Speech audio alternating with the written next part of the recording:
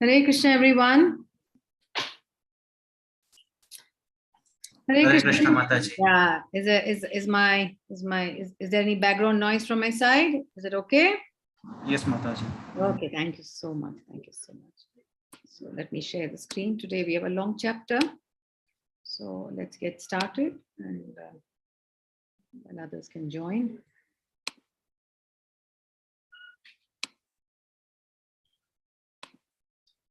Okay. Hare Krishna. Om Namo Bhagavate Vasudevaya. Srila Prabhupada ki jai.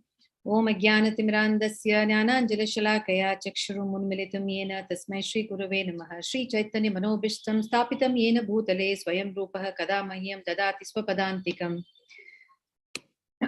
Vande Aham Shri Guruhu Shri Yutapada Kamalam Shri Gurum Vaishnavamscha Shri Rupam Sagarajatam Sahagana Raghunathanvitam Tam Sajivam Sadavaitam Sadabhutam Parijana Sahitam Krishna Chaitanya Devam Shri Radha Krishna Padan Sahagana Lalita Shri Vishakan Vitamscha. He Krishna Karuna Sindho Dina Bandhu Jagatpate Gopesha Gopika Kanta Radha Kanta Namostute Tapta Kanchana Gaurangi Radha Radhe Vrindavaneshwari Vrishabhanostute Devi Pranamami Hari Priye Vancha Kalpatarubhyascha Kripa Sindhobhya Evacha Patitanam Pavanebhyo Vaishnavebhyo Namo Namaha. Jai Shri Krishna Chaitanya Prabhu Nityananda Shri Advaita Gadadhar Shri Vasadi Gaura Bhakta Vrinda. Hare Krishna Krishna Krishna Hare Hare Hare Rama Rama Rama Hare Hare. Hare Krishna. Srila Prabhupada ki jai. So let me share my slide deck for the day.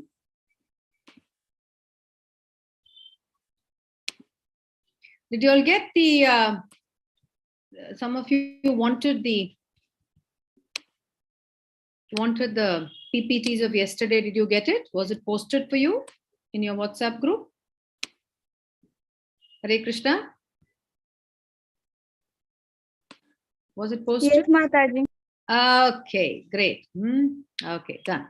So today, the way I want to do it is now and then I'll ask you all to read some of the translations, because that's the only way the engagement will be good for us, and it will also have a lot of involvement. Okay, so let's make it very a two-way process rather than me, just being a monologue, because yesterday was the first day, so I did not do much, but today I'm going to encourage a lot of you to also participate in reading the text. Okay, so each of you can put your hand up, or just all of you are fairly grown up, so just go ahead. The moment I ask somebody to read, just come forward and read. Okay, so today's chapter is chapter 2, and it is called the Gita Saramsha, because it almost gives you the summary of what you are, or what we will study together in the rest of the coming chapters. So this is called the Sankhya Yoga, or Gita Saramsha, or the Gita, the Bhagavad Gita summarized. Okay, so before jumping into this chapter, I would also like to do a little bit of a revision. So let's do that. Was the flow of thought okay yesterday? Yesterday was the first day. Was it okay? Were you able to get a view of what we will probably do in the subsequent coming days?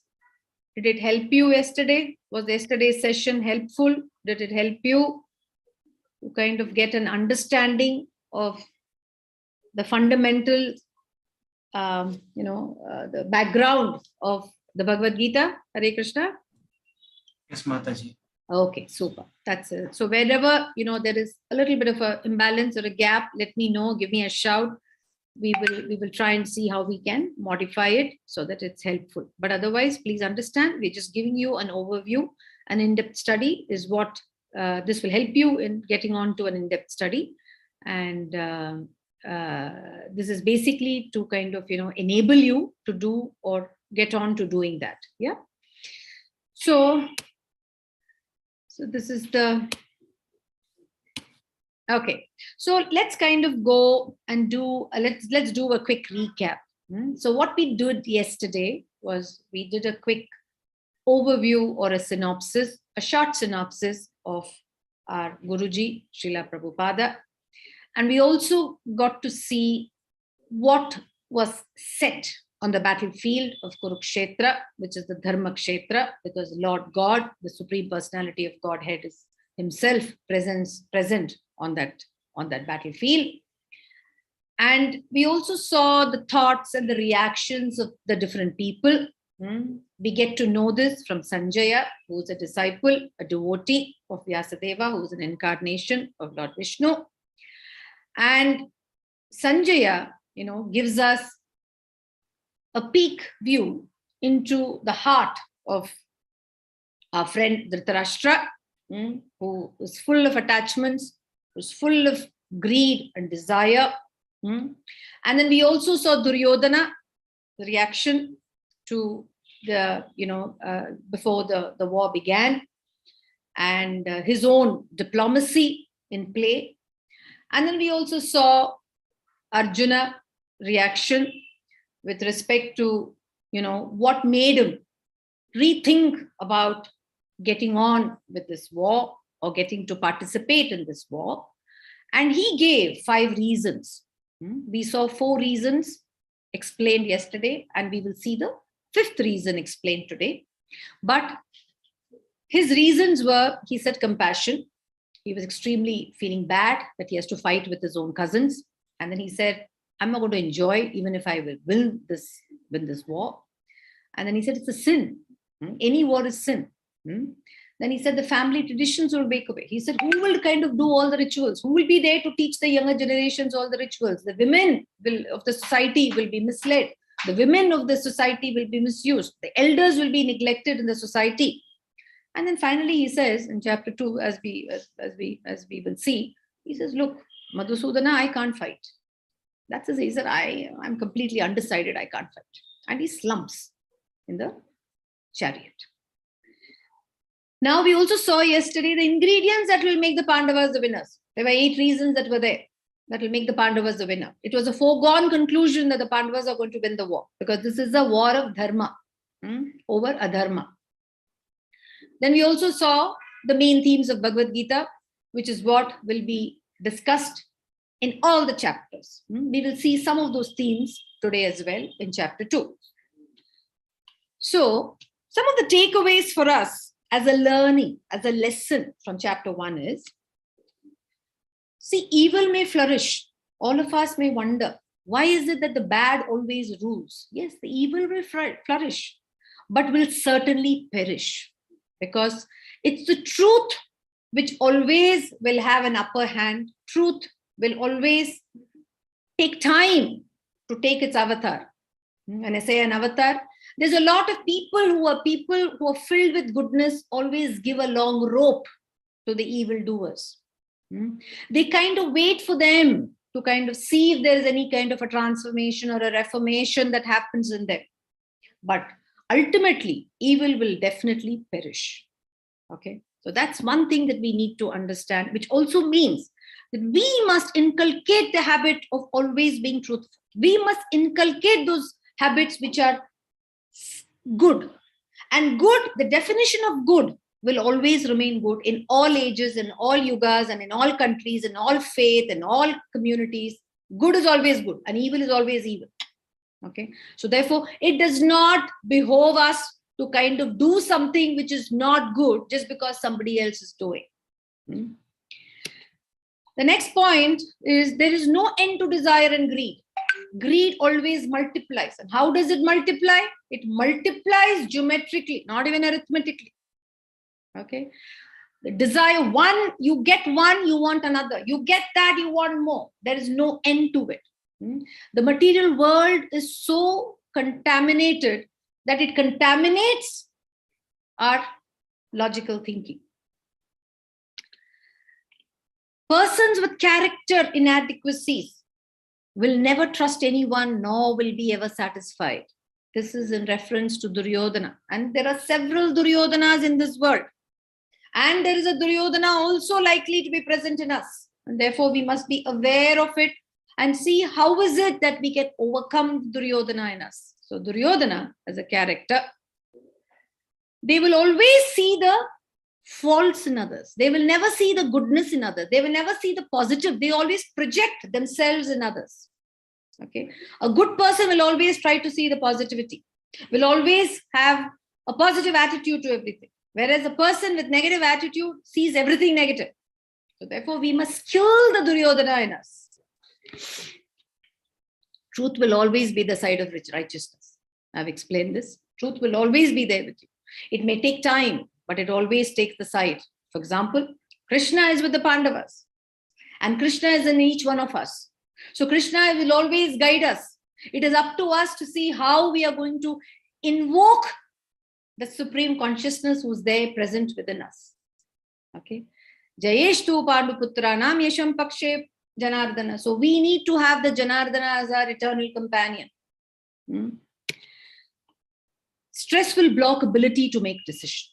Now, this is what has happened to Arjuna. And many of you said some of the problems that we all face is stress, anxiety, fear, fear of failure.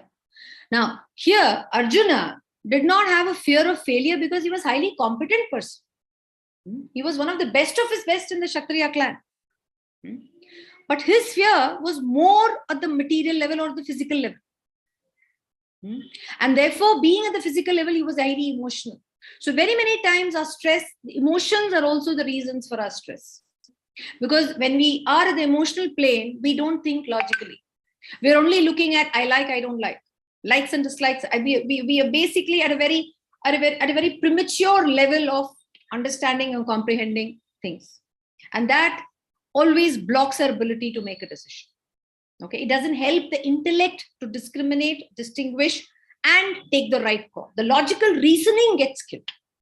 Okay, so stress is something that we need to be highly conscious of, which is what Arjuna is going through. He's highly stressed, and there are several, qualities of his that were being seen on the battlefield. He was stressed. He was sweating. He was perspiring. He was weak. He kind of kneeled down. And then his Gandiva slipped off him. And then, if you read the, deeper into the purports and as well as the explanation of all the verses, it says that, he was feeling extremely weak, and he was just not able to. Just give me a minute. I need to put this telephone on. Yeah. Sorry for that interruption. So stress will block our ability to take the right call. Okay. So any questions from chapter 1, Hare Krishna? Any thoughts? Okay, all of you are very silent. And the last point is an authentic teacher or a coach will help clear the clutter. So we must always look up to that higher authentic guru or teacher who will help us to come out of the agony that we go through. And as I said, the best teacher is the Bhagavad Gita. We don't need anybody beyond the Bhagavad Gita. Okay. So therefore, if we have the Bhagavad Gita and, we are able to, continuously keep in touch with the Bhagavad Gita through the association of devotees, you will definitely not need anything further to look forward to. Okay. So this is the overview of chapter 2. In chapter 2 has 5 divisions. The first part is Arjuna's indecision. We will see that. What happens? Okay, he's undecided. So what happens after that is what we will see there. The next section is all about the body and the soul. Okay, the Lord brings in the concept so that we understand that we are not the body, but we are the soul, and the soul is eternal. So he's going to explain that. And from 2.31 to 2.37, he's going to talk about karma yoga. But each of us have a prescribed duty, and we cannot run away from our prescribed duty. We have to do the duties that we are meant to do based on our skills, capacities, and talent. You can't run away from that. Nobody can run away from doing their duties. And he's going to stress on that and why that is important and why each of us have to do our duties is what we're going to see there. Then fourth, he says, we have a responsibility to do our duties, but we can't have an ownership to the outcomes of the work that we do. That's called Nishkama Karma Yoga. The last one, he's going to talk about the qualities of a liberator. Who's the person who is liberated, or who is the one who can really attain that moksha. That is from 2.54 to 2.72. So this is a long chapter, as I said. There are 72 verses. So here, 2.7, before this, Arjuna tells Krishna, we hear this from Sanjaya. He says, "Hey Madhusudana, I am feeling too weak. I don't want to engage in this ghastly warfare. Please spare me."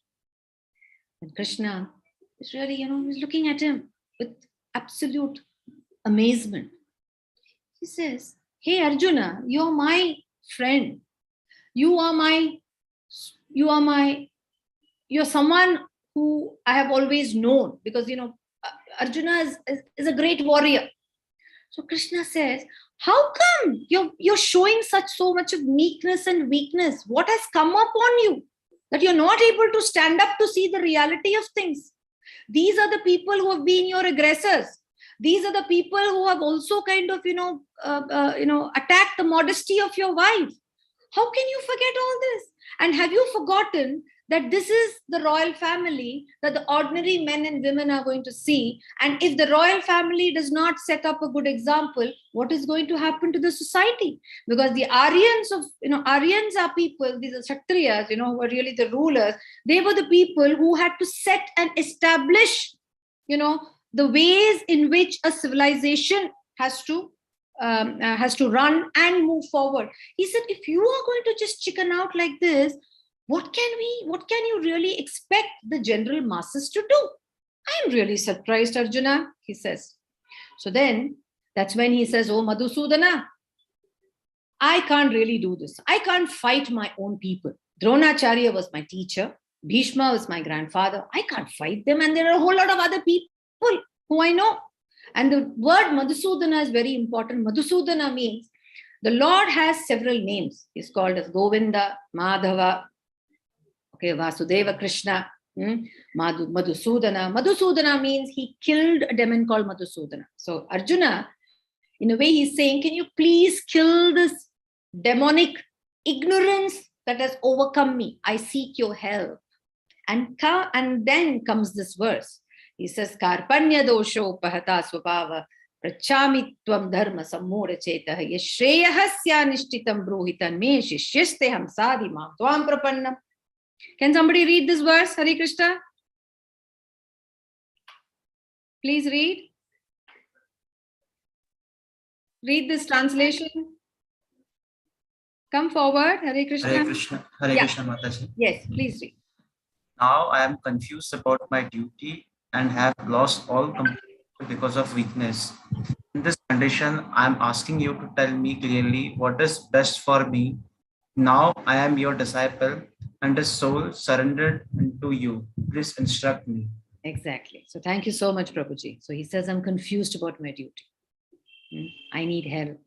I ask for help. So definitely, whenever we are in a state of confusion, whenever we are in a state of dilemma, please remember, we must always ask for help. If you don't ask for help, help will never come on its own. Yeah. Asking for help is not a sign of weakness. Asking for help is a strength that we need to cultivate.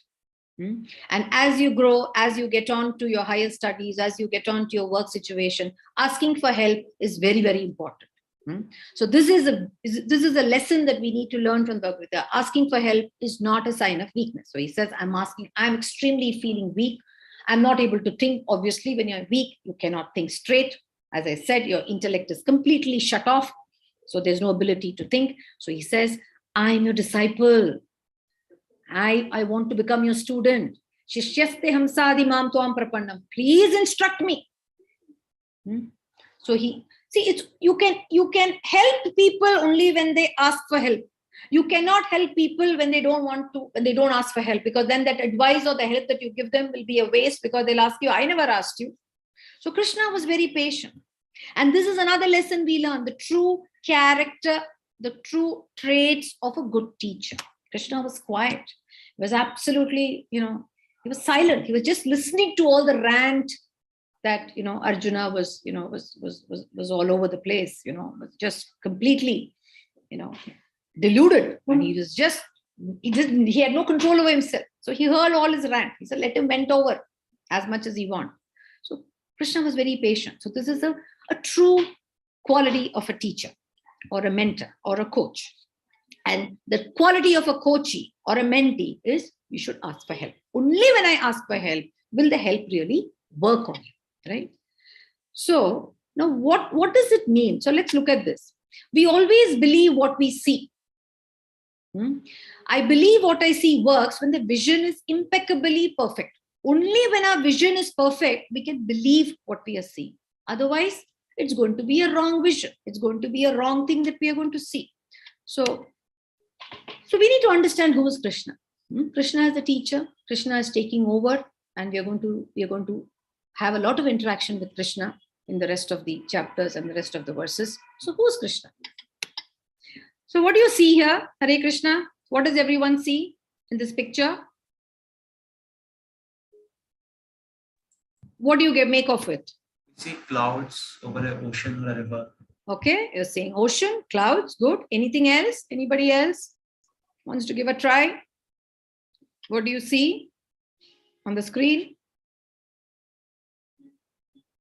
Nobody? Okay, I'm going forward. What do you see now? Babani Shankarji, what do you see now? Clouds, Mataji. Clouds. So there's no ocean. You don't see the ocean anymore, right? No. Excellent. What do you see there? A tree. A tree. A tree. Yeah. And how big is the tree? It's very small. Very small. Excellent. Let's go closer. The tree is bigger? Yes. Has a lovely foliage. Right? Yes. Now let's still go closer. What do you see? Your See a parrot. Parrots. And what is the parrot doing? Eating a fruit. Eating a fruit. Eating a fruit. Yeah. And there are a lot of fruits under the branch as well. Yes. Correct? Yes, ma'am. So that is what we need to do. If you need to know Krishna, you need to go closer. There are very many people who look upon Krishna as the Brahman, as the omnipresent.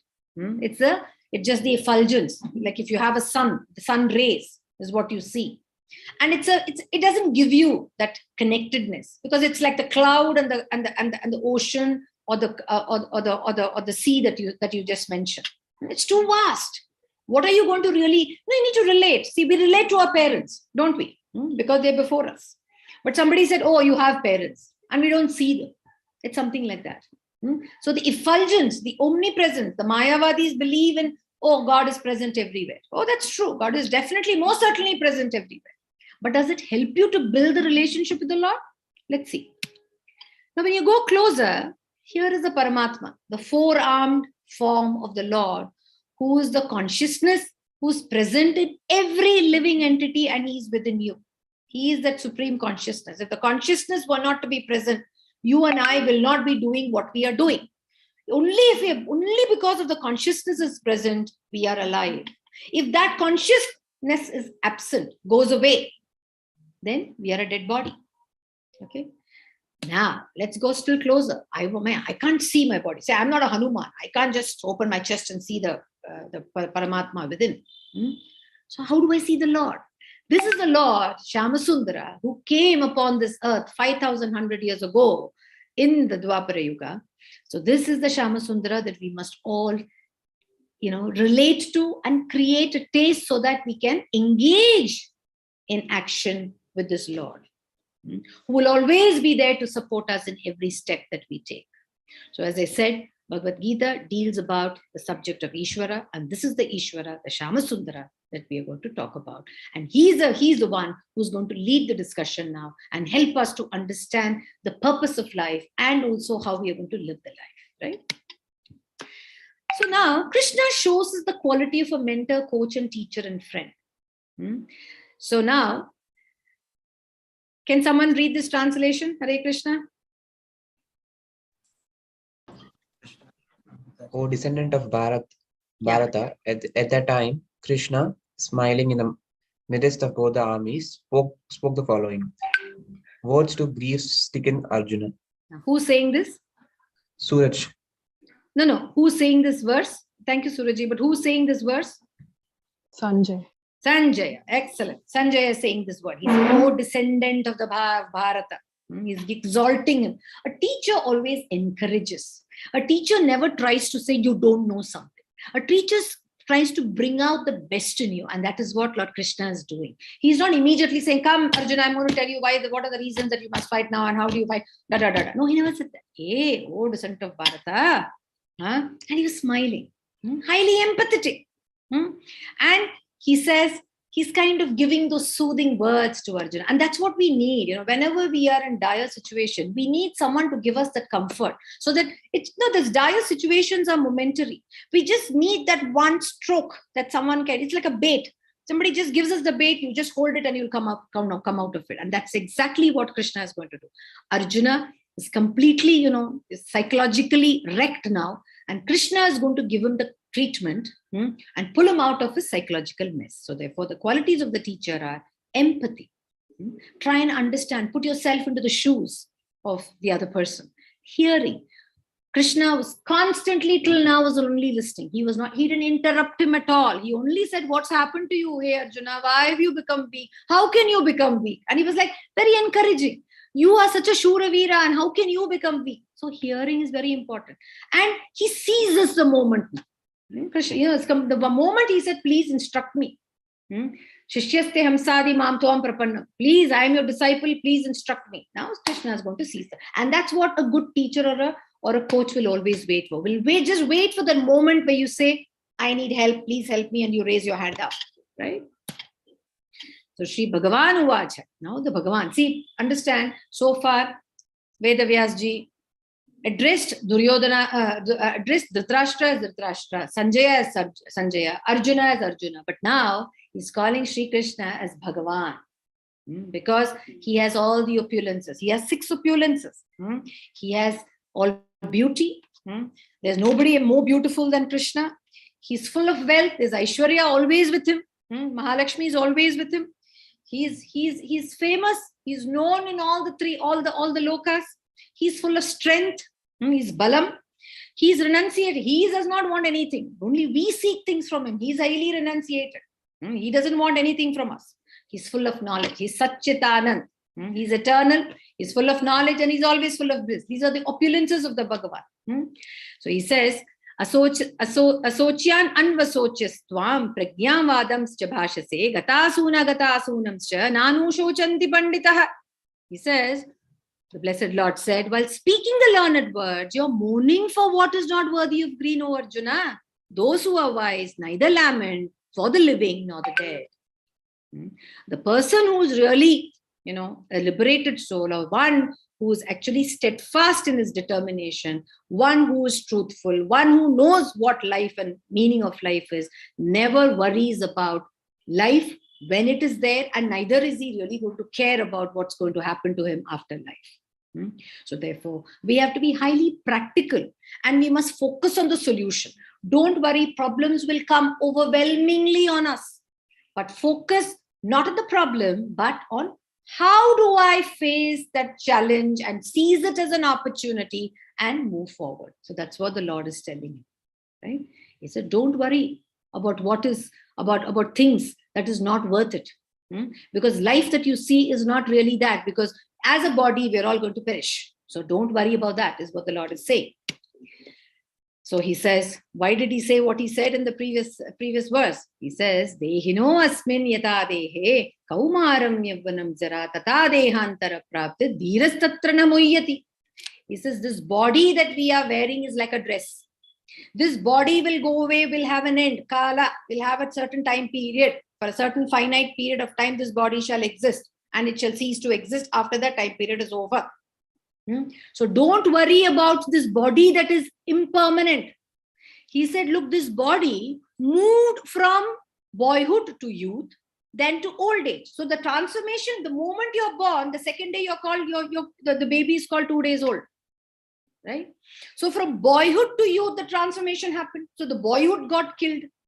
Now from youth to old age, from boyhood, when I go to, say, from childhood, the childhood dies and I get into my youth. The youth dies, giving place to adulthood. The adulthood dies, giving place to my old age. So when the transformation is what is happening, and that is real, now what are you worried about? He says. The soul, he says the body will die. At the end of the finite period of time, the body will die. Okay. But the soul passes on because it takes another body. It takes another dress, another body based on the desires. We'll talk about that in the subsequent chapter. So therefore, he says, one who knows and sees himself as a soul and sees everyone else as a soul is a self-realized one. He is not bewildered by problems that will come in bountiful in everyone's life. Okay. So therefore, the meaning of this verse is the body is insignificant. The body that we have, we all love the body. We take care of the body like, of course, you should take care of the body. But does it mean that you should get obsessed with your body? The body is insignificant. This body is perishable. And that death is inevitable. We cannot avoid death. People can do anything. Advance so much of science, scientific advance. Is anybody able to stop death? No. Stephen Hawkins. Ultimately, he has to face what he had to face. Right? He was like challenging. He said, no, I will live forever. So death is inevitable. So this is the answer to the question of compassion that Arjuna had. So from verses 2.11 to 2.30, the Lord is going to answer the aspect of compassion that Arjuna was showing on the battlefield. Okay. Now 2.14. Matra sparshastu kaunteya shitokshna sukha dukkadaha agama payino nityas tam tidikshas. O Bharata, O son of Kunti, the non-permanent appearance of happiness. Happiness and distress are like two sides of the same coin. It will come and go. You cannot get excited just because happiness happens, because that again, once happiness happens, dukkham will also come. It's like seasons. Are we able to control seasons? Yes, there is summer, there is rains, and there's winter, there's autumn, it just goes on. Right? So just as the way the seasons keep changing, the various aspects of our life, the various kind of things that happen in our life, like happiness, distress, anxiety, fear, everything will keep coming one by one. And we should not, therefore, allow that to trouble us. Okay? Now, answer, again, this is continuation of the same answer. He says, he's talking about the soul. He said the soul is eternal. And he says, Nainam Chiddanti Shastrani. He's giving the characteristics of the soul. Nainam Chiddanti Shastrani, Nainam Dahati Pavakaha, Na Chainam Kledyayanti Apo, Na Shoshayanti Marutaha. The soul can never be cut to pieces by any weapon, nor can be burned by fire, nor moistened by water, nor withered by the wind. Whatever happens only happens to the body. And in 2.20, he says, for the soul, there's neither birth. Na jayate na mriyate na kadachit. It's a very popular shloka. He says, the soul, there's neither birth nor death at any time. It's only the body that dies. He has not come into being, does not come into being, and will not come into being. Because the soul is eternal. So where's the question of birth and death for the soul? It's only the body that is birth and death. He's unborn. He's eternal. He's ever existing. He's primeval because he is an eternal part of the Supreme Lord. So he's primeval. He's not slain when the body is slain. It's only the body that can die, but the soul can't die. So the next few verses, he's going to talk about no enjoyment. He said, what will I do by fighting? I'm going to lose everybody. That's not what I want. So can someone read this translation? Hare Krishna, the English translation. O son of Kunti, either you will be killed on the battlefield and attain the heavenly planets, or you will conquer and enjoy the earthly kingdoms. Therefore, get up and fight with determination. Yeah. So he says, look, in any work that we do, we either have success or failure. If there is success, yes, it's a win. If there is a failure, it's also a win because you're doing your job. So when we do the job that we are meant to do, it's a win-win. When you do the job with your full heart and soul, with complete dedication and determination, it's a win-win. For example, when any of these sports people go to the arena, they go up to the finals. Or even participation itself is a win-win. Because how many of us really dare to kind of do that kind of practice and get into large competitive sports? So each one of them is actually a winner. It's a different thing that ultimately somebody may win. Somebody is number 1 or number 2 or number 3. But everyone who participated is a winner because you participated in that. You went with full determination, with full eagerness to participate, to see how well you can do and how well you can compete with the others. So he says, if you win, you're going to get the kingdom. If you lose nothing, because ultimately, whenever anyone dies, on the line of duty, they get moksha, they get liberation, because you're doing your duty. So here, the Lord is stressing on the importance of swadharma, which means each one of us have a certain role to play, and we must perform that role to the perfect point of excellence. He always stresses, Bhagavad Gita stresses on excellence. Bhagavad Gita stresses on steadfastness and determination. It does not give you an alternative to determination. It does not give you an alternative to excellence. Whatever you do, you must aim for excellence. That is your role. Now, whether somebody else is going to do, that is not something that should be your focus. You do your job. Yeah. So he says, therefore, get up and fight. Enough of all this kind of meekness and weakness and all that stuff. You are a soul. Others are also a soul. Each one of us here are here to perform a certain duty. You're a kshatriya. You can't run away from your duty. Please do your swadharma. Please do your duty. Now see, you need to understand Arjuna's position from another angle. He's a kshatriya. People are looking up to him to protect and to kind of uphold dharma. And at this point in time, our man says, I will not fight. This is like our soldiers who are standing at the border, giving us the protection, giving us that, confidence that we are safe. If those soldiers, they drop everything and they say, no, forget it. We are not going to do because we can't kill the other people, kill our enemies, and they leave us, they leave the doors open. Imagine what will happen to us. So Arjuna's position is exactly the same. So if I'm a parent, I have children. If I don't if I don't, fulfill the responsibilities to my children as a mother, as a father, then how can I really call myself a dedicated or doing my duty in a proper way? A teacher in school, college, they're supposed to teach. If they don't teach, if they just come and just kind of give you some homework and go away, and they're really not helping you, they're not fit to be teachers. So each of us have to do our duty to the best of our abilities, right? So that is called swadharma. So Bhagavad Gita tells us constantly, drives us to doing our duties. And duties how? Duties to the best possible, in the best possible way, and to the best of our capability and capacity. Okay. So now that's what he's saying. He says, go and fight. He's not forgiving him. He says, go fight. And he's giving the reasons. You're a winner anyways. If you lose or if you win, you're a winner. And he's going to answer the second question. He says, your enemies will describe you in many unkind words. Now, if you just run away from the battlefield, nobody is going to appreciate it because the world is watching. And scorn your ability. What can be more painful for you? Because he said no enjoyment, right? He said, I don't want to fight because I find no enjoyment. He said, what?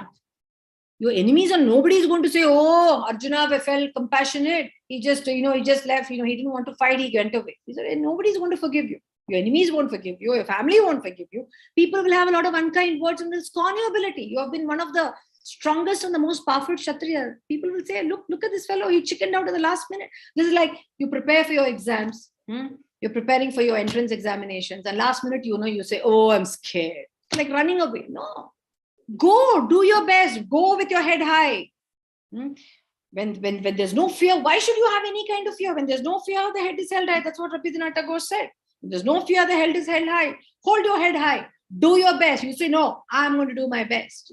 So he said, if you do something like this, there's going to be nothing which is worse ignominy that anybody can face. This is the worst painful thing for anyone who has been successful thus far. Therefore, we should not avoid our duty, and we should not avoid something because we are scared or we have doubts about it. Rather, embrace the opportunity and move ahead and take forward that opportunity and give in your best. So now, this is another beautiful verse. Nehabhi karma nashosti pratyavayo na vidyate swalpam api asya dharmasya trayate mahato baha. He says in this can someone read this translation, please? Hare Krishna. Someone please read the translation. In this endeavor, there is no loss, no diminution, and a little advancement on this path can protect one from the most dangerous type of fear.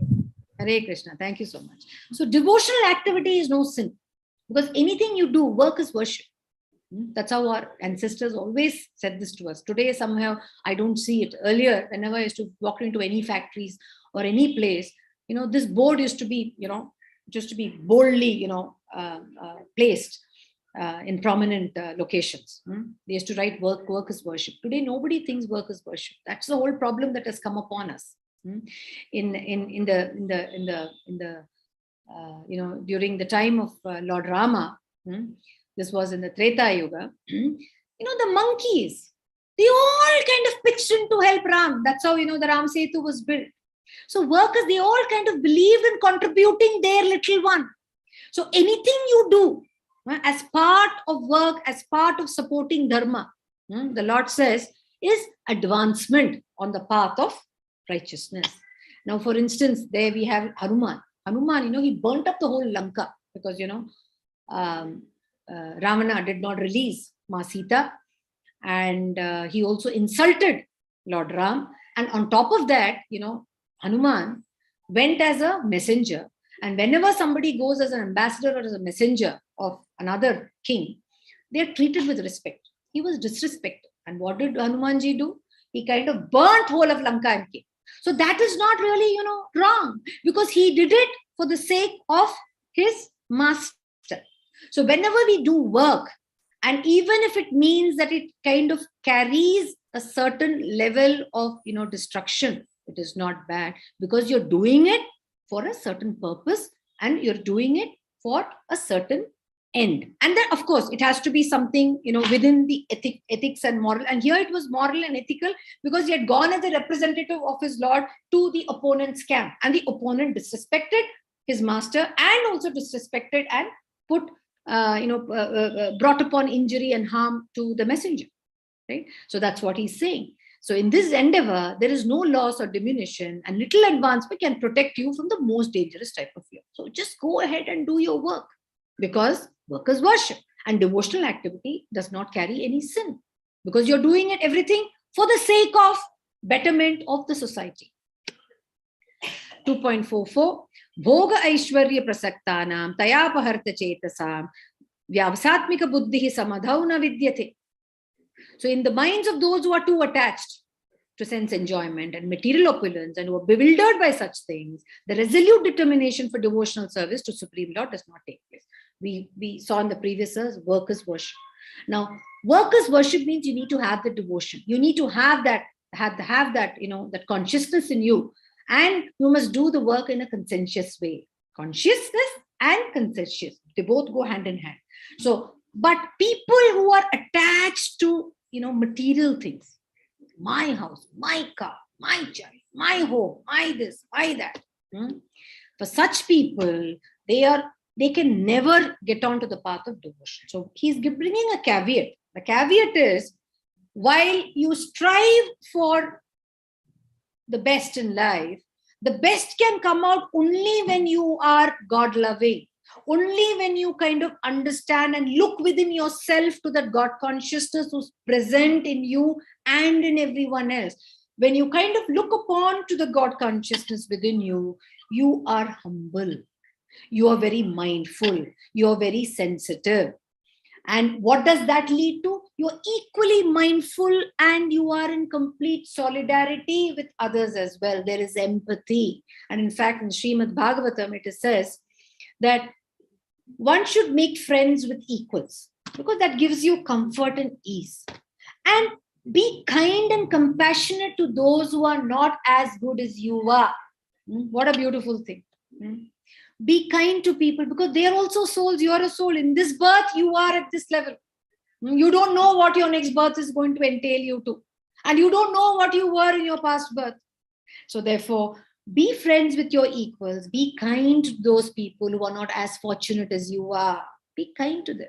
Because we need to, see, the society will only grow when you uplift everybody together. We can't live alone. We need a society because we are social animals. We all need a society. When I say society, it's not only the human race, but also the flora, the fauna, and everything. We have to take care of the entire planet. And Bhagavatam also says, look up to people who are better than you. When I say better than you, it's not in terms of opulence. It's not in terms of wealth, but in terms of the wealth of knowledge. Because that will help you to raise your wisdom, your level of wisdom. Okay? Did that make sense, Hare Krishna? Yes, Mataji. Yeah. So now he's going to answer the fourth question, destruction of family tradition. Arjuna said, I can't, because you know what? Who will do all the Pitru Puja? Who will do Shraddha ceremony? Who will do all kinds of various rituals and puja part and all? Ghar pe kaun karega? So I said, I can't do this. So here he answers that. He says, somebody wants to read the translation, Hare Krishna? Yeah? Hare Krishna, Mataji. Yes, read Mataji. Hare Krishna. All purposes served by a small well can at once be served by a great reservoir of water. Similarly, all the purposes of the Vedas can be served to one who knows the purpose behind them. Thank you so much, Hare Krishna. So here, what this means, this is a very deeper meaning, so I'll just explain to you what it means. See, the Vedas predominantly prescribe the various duties that each one of us have to do in the Varnashrama Dharma. What is the Varnashrama Dharma? The Brahmanas, the Kshatriyas, the Vaishyas, the Shudras. Please understand, this is not like the way we define. Somebody Brahman and non-Brahman. No. The meaning here is based on one's taste, one's ability, one's capacities, one's competency, one gets to become a Brahman. If my competency is towards learning knowledge, then and I learn the knowledge and I'm able to kind of, spread that knowledge to others, then that is a Brahman. A Kshatriya is one who is physically very strong, has strong abilities to kind of administer and lead a country or a state or a place, is a Kshatriya. And a Vaishya is one who has the keen ability to kind of, do business, engage in transactions. And a Shudra is one, not like the way we describe who's a Shudra. Shudra is one who works, who supports the various other classes, the Brahmanas, the Kshatriyas, and the Vaishyas. So in a way, now if you look at it, we're all Shudras, we're all working for some company or somebody's working for an Amazon, somebody's working for a Walmart, somebody's working for Infosys. We're all Shudras actually. Nobody's a Brahmana right now. So please don't mistake the Varnashrama Dharma that has been prescribed in the Vedas. The Vedas have been very clear. They do not distinguish people. A Brahman brought to Brahman is not automatically a Brahman unless and until he has the ability, the talent to seek knowledge and spread knowledge. Only that person is a Brahman. Just because I'm born to a Brahmana parents, I automatically don't become a Brahman unless I absorb those qualities that my parents have. Okay. So please understand this. So today we are actually misusing, these words very badly. And therefore, by doing that, we are oppressing, suppressing people across. So our Vedas have given us such a great knowledge. There's so much of, logic in what they have said. They have not divided communities. We have divided communities today based on the stupid understanding that we have, evolved from the Vedas. The Vedas are very clear. We have converted and we have completely, misplacing the knowledge of the Vedas. So the Vedas have prescribed duties at around 100,000 verses are there in our Vedas. Okay, all the Vedas put together, around 100,000 verses. Now, they basically prescribe certain things to help people to advance on the path of devotion, to kind of engage and, evolve in the love for God. That's what the Vedas prescribe. The Vedas do not, all those rituals are basically meant to take you closer toward God consciousness.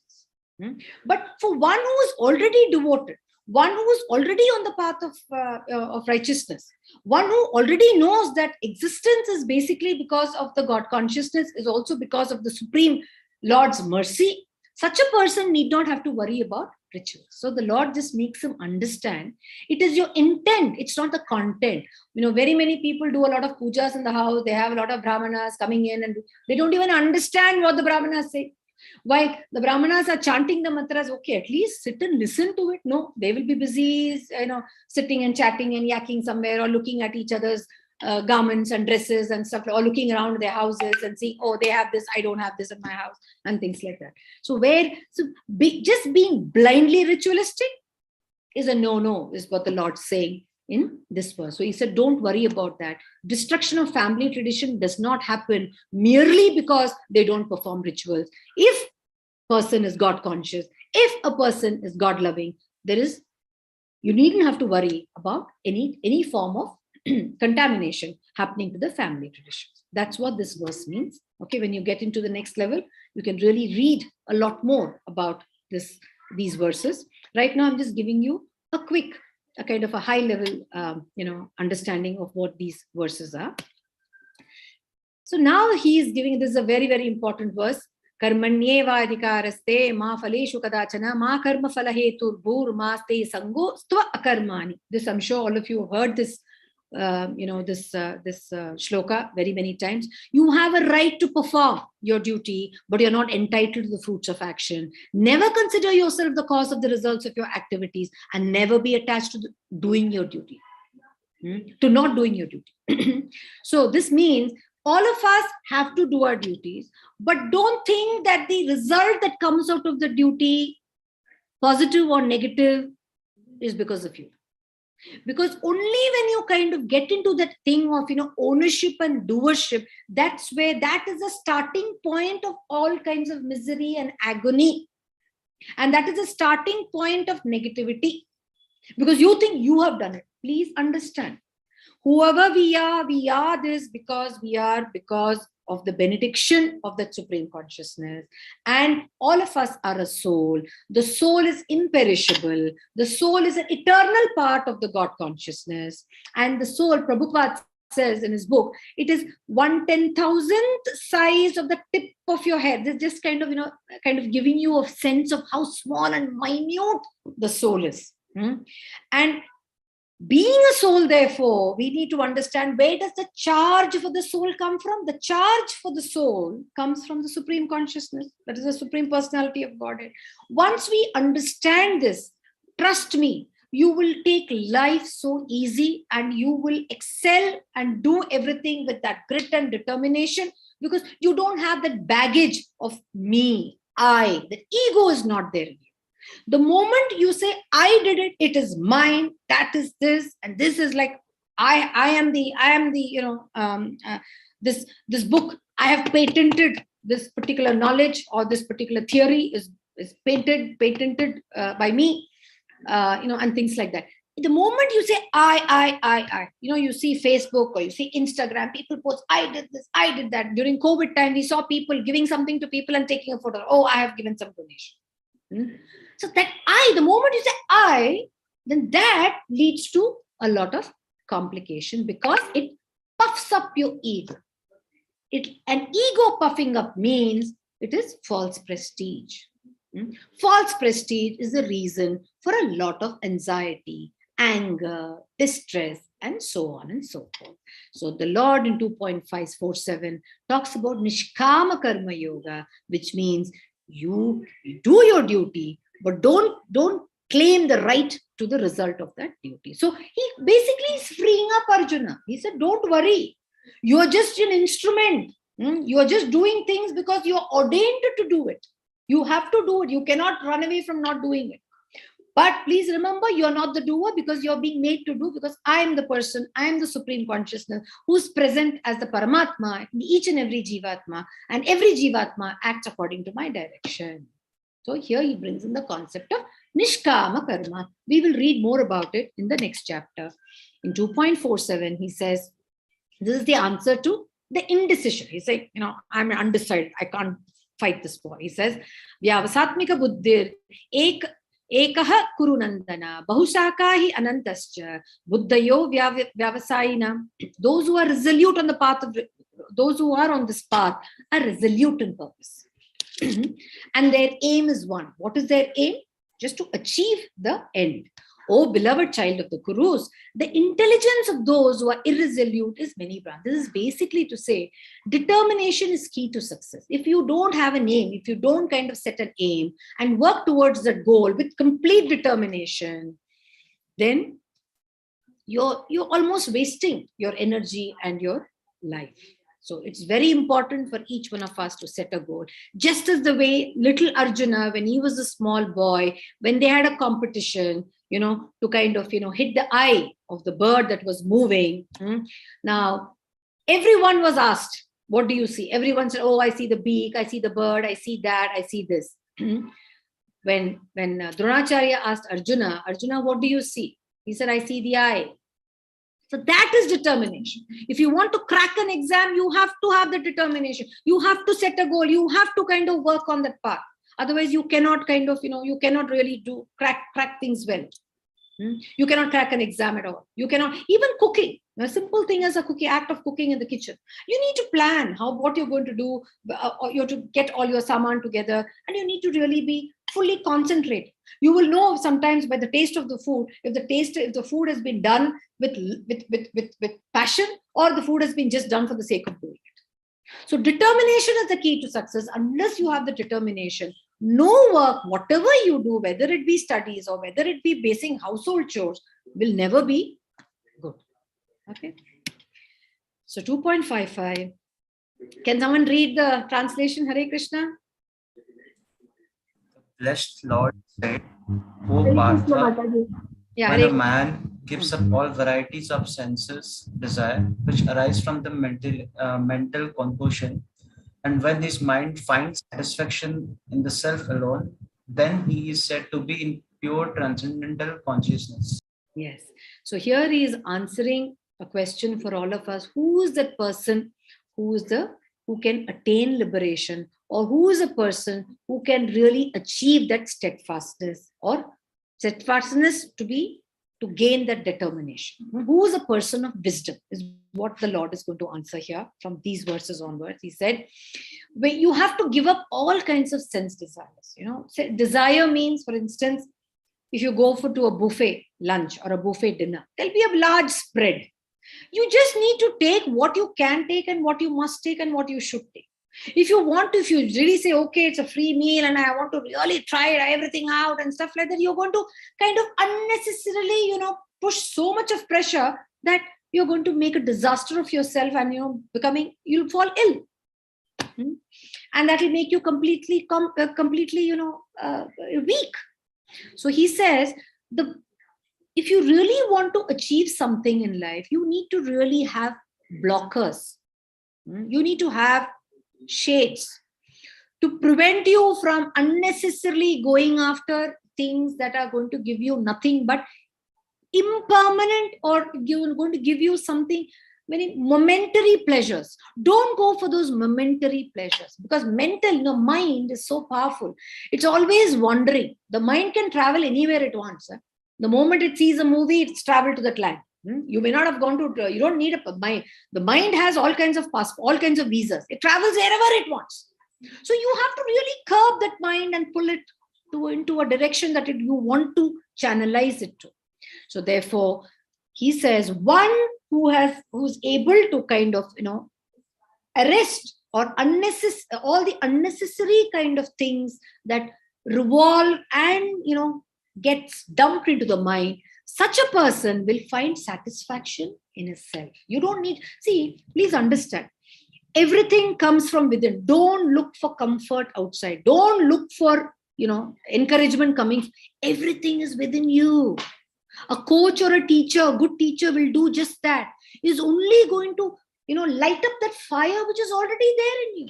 The God consciousness is already there in you. The purity already exists. Each one of us is that pure self or the pure element of that supreme God. So each one is a pure soul. But the soul, we contaminate it through our desires. And where do these desires stem from? These desires come through from our sense organs. What are the 5 sense organs?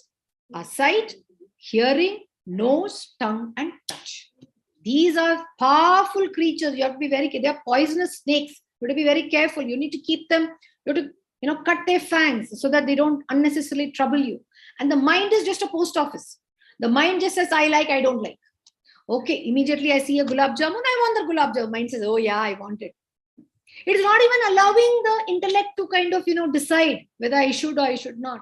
So therefore, be careful. You have to keep the mind in check and your sense organs. Okay. And we'll read a lot about how that can be done in the next chapters. Okay, I'm sorry. This is all about Prahalad. Prahalad was a true devotee of the Lord. He just looked, despite all the kind of problems that was thrust upon him, he did not lose confidence. He did not lose the focus of what he was seeking for. What he was seeking for moksha. He was looking for that support from the Lord. So therefore, we need to be a Prahalad in our lives. All these stories that we have, in all our scriptures, they teach us values and lessons that we can imbibe and we can practice in our life. We need to be a Prahalad in our lives. Okay. So just give me another 5 minutes. And Swami Prabhupada, what did Prabhupada do? He started, he never gave up. He met his guru. His Guruji said, you have a mission and I want you to fulfill the mission. He never gave up. He was constantly thinking about what his Guruji had said. And he started, and even, he gave up his Grahasthashram and he took up sannyas. And he took the Vanaprasthashram and then sannyas. And then this is the picture. Hello, Hare Krishna. Hare Krishna, can you mute yourself? Hare Krishna. Yeah. So in Vrindavan, this room is still maintained. It's a small little room. He went through his struggles, and look at the way his determination brought fruits, and we are all enjoying the fruits of his determination. So please remember your determination and the goal setting that you do for yourself, and work towards your goal. And when you do it with full intent, it'll never go waste. Okay.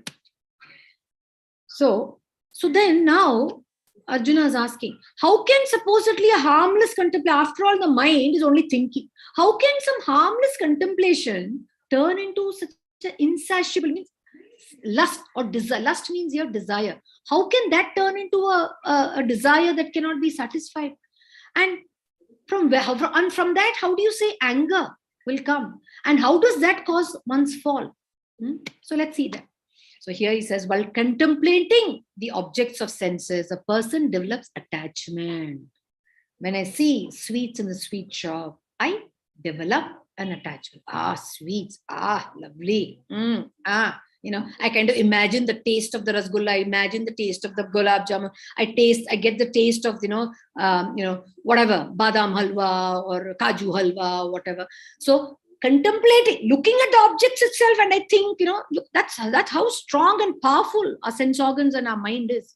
The person develops an attachment for them, and from such attachment, lust develops. When I develop an attachment, lust or desire develops.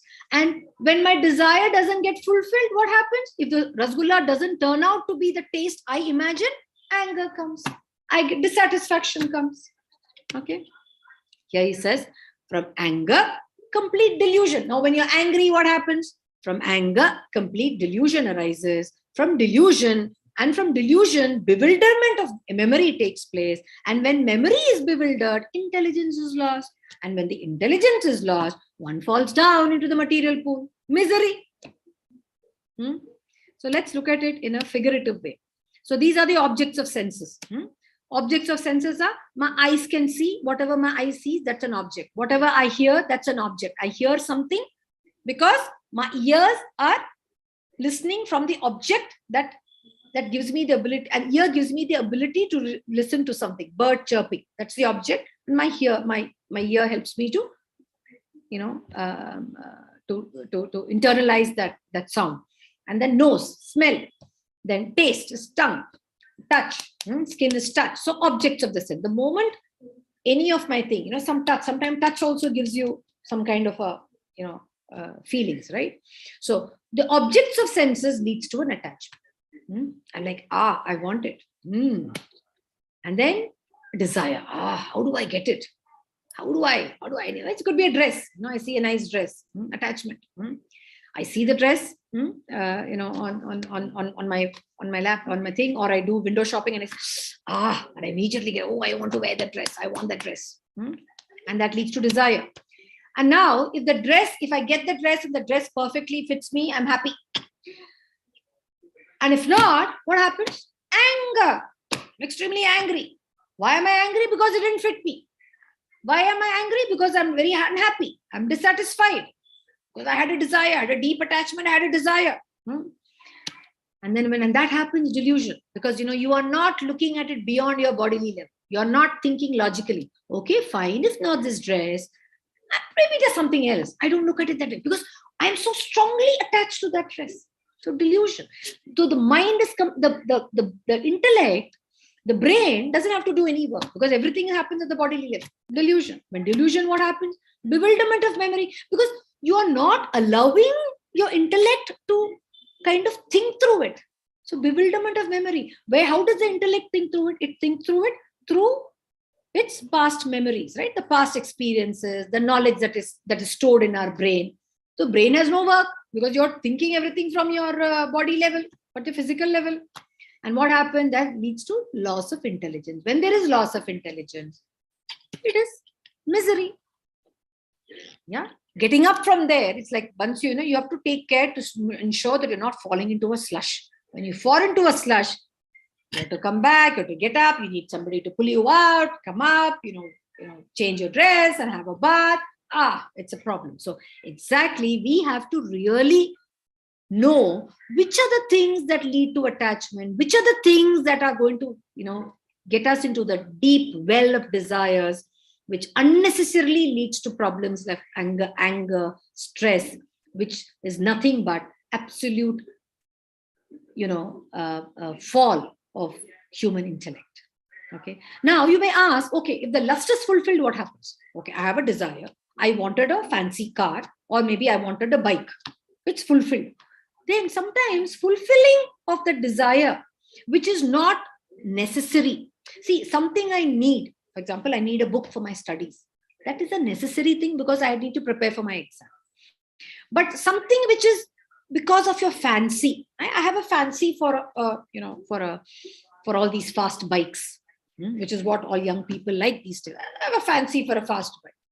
If I get it, the next moment I read, there's a new version of that bike that has come. There's a new model that has come. Or take, for example, a phone. I bought, say, iPhone 10. The day I bought it, the next day iPhone 11 is announced. So that leads to the need to having more and more. And sometimes when you get whatever you want, say, I have a very rich father, and I get whatever I want, it leads to pride. Pride also is wrong. Pride also leads to anger. When the pride doesn't get its due, that also leads to anger. Everything, ultimately, remember, any form of desire finally gets you to anger. And wherever there's anger is present, rest assured, the intellect is completely cut off from your system. Okay. So this is what we saw today. These are the various objections of Arjuna in chapter 1. Compassion. The answer to that was, we are not the body. So what are you worried about? We are just a soul. And each of us have to do the work that the body has to engage in. No enjoyment. He says, no, don't worry about that. Everything, whether we win or lose, is a win-win. Fear of sinful activities. He says, no. Any activity which you do within the ethical framework, according to the scriptures, he says, it is not a sin at all. Because you're fighting against your aggressors. You're not doing something because in an unprovoked manner. You're doing this because you have been provoked, because you have been harmed. So doing something as part of our duties is actually doing things for Krishna.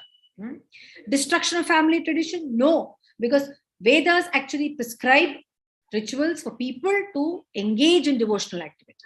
But for one who's already devoted, one who already understands, the purpose of life, and one who already understands the Supreme Personality of Godhead and all the mercies of the God, upon all of us. Such a person need not have to really bother about that. And therefore, each one of us have to be a role model in everything. For example, if you are an elder brother or an elder sister, you have to be a role model for your younger siblings. If you are a parent, then you need to be a role model for your children. If you are a prime minister, you need to be a role model for your cabinet ministers. And you also need to be a role model for your countrymen. Today, somehow, everybody in every situation has somewhat forgotten this, and that's why understanding, reading of this our scriptures and understanding these scriptures and living the life of these scriptures is very, very essential. And I really hope and pray, God, that you will really continue this journey with us for the rest of the 18 days, and as well as continue the journey beyond that as well. And indecision, he says, we have to serve. Anything that I'm doing today is to serve the Lord, the God consciousness within me, and also the supreme consciousness from whom, who is present in each one of us as the Jiva. Okay, so this is what we covered today. Hare Krishna. Any questions? Can I speak? Yeah, from tomorrow onwards, just take it up. As and when I call out your names, just come out and just take up, okay? I would want each of you to actually participate and engage in these classes. Otherwise, tomorrow's chapter is a short chapter, this week's chapter, so probably we'll do all the verses, the chapter. So I want more participation from all of you. Hare Krishna, any questions, please? No question. Tejasvi says no question. Anybody else? Any questions? Garima ji, Pragati, Babani, Prabhu, Varsha ji. So many of you are here. Any questions? I always tell in all the classes, there are only two ways in which no questions will be there. One is when everything is perfect, but the teacher has done a perfect job, then no questions will come. The other thing is when I'm done a perfect job, everyone is completely, confused. Even then there'll be no question. So I don't know where I stand. Where do I stand? Class, where do I stand? Was I clear? Was it okay? Somebody is saying something. What is that? Why Swami Vivekananda said playing football is better than reading Gita?